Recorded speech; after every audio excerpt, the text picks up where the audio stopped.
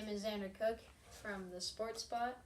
Josh Bragg can't make it today because he has skiing practice, and Quinn Mitchell has to do chores for his grandmother.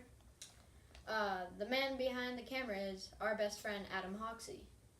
So I'll start it off with Patriots at Broncos. The Pats are coming off a win against the Chiefs, 27-20, behind Brady's 3 total touchdowns and horrible time management by Andy Reid.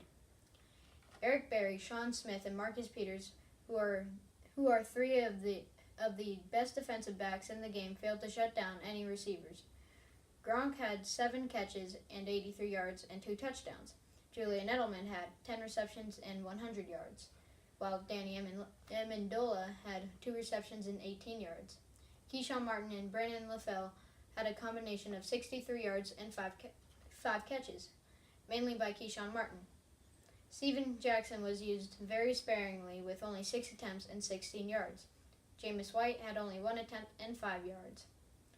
The Patriots just played a game that involved powerful coverage, so they should be ready for the Broncos' high-powered defense. In Week 10, Peyton Manning would be taken out of the game due to a foot injury, while most of us at the Sports Spot believed it was due to his performance.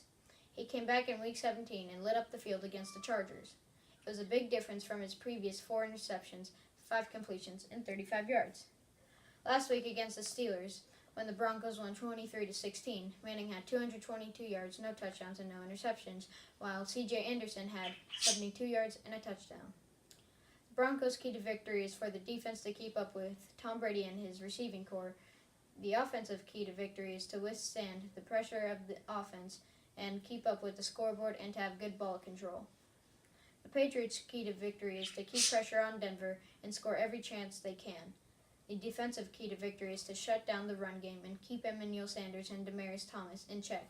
The Sports Spot prediction for this game is 28-20 Patriots.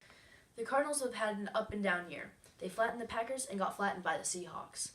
Recently, they won in overtime against Green Bay, 26-20, off a run by Larry Fitzgerald.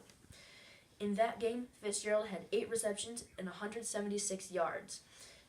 John Brown had 5 receptions and 86 yards, and Michael Floyd had 3 receptions and 26 yards. Rashad Johnson intercepted Aaron Rodgers once, and the only time for the Cardinals, corner or safety. Carson Palmer had 349 yards, 3 touchdowns, and 61 completion percentage and 2 interceptions. Andre Ellington rushed for only 3 yards in 3 attempts. Carolina fans have had a great year. The Panthers were 6-9-1 last year, and this year they went 15-1. Tons of bandwagoners have gone to the Panthers. Cam Newton, Luke Kuechly, Greg Olsen, Devin Funchess, and Ted Ginn Jr. led the Panthers through this excellent season. They had multiple come-from-behind wins, including clutch field goals and clutch touchdowns. The Panthers could not be stopped. Cam Newton threw for 161 yards and had 1 touchdown. Jonathan Stewart had 19 attempts and rushed for 106 yards against the Seattle defense. Carolina let up 24 unanswered points last week against Seattle, but held on to the win, 31-24. Arizona, key to the game, keep up with the Panthers on both sides of the line. Carolina, key to the game, keep Cardinals under pressure. The Sports Spot prediction for this game for Xander and Quinn is Panthers 35-31, and for Josh, Cardinals 35-28.